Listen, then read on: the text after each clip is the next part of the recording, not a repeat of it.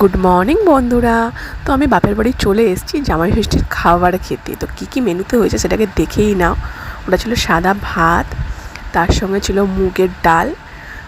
খুব সুন্দর হয়েছিল খাবারগুলো। আর যেহেতু দাদা বেশি খায় না, সেহেতু বেশি কিছু রান্না করতে আমি পারিনি। আর আলু ভেজেছিলাম পোস্ত দিয়ে। আর তার সঙ্গে ছিল চিংড়ি মাছের মালাইকারি। দেখো, চিংড়ি মাছের মালাইকারিটা কিন্তু দারুণ হয়েছে। আর খেতেও সত্যি সব কটা জিনিস খুব সুন্দর হয়েছিল। আমি রান্না করেছিলাম, মা অত পারে না। তার সঙ্গে করেছিলাম বাসন্তী পোলাও,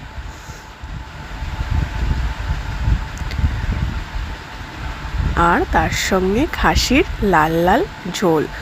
আর এত সুন্দর টেস্ট হয়েছিল, তোমাদের কি বলবো। খুব সুন্দর হয়েছিল সব খাবারগুলো। আর তার সঙ্গে তো রীতিমতো তোমাদের ছিল স্যালাড, পেঁয়াজ শসা, এগুলো তো মাস্ট, মানে খেতেই হবে। আর তার সঙ্গে ছিল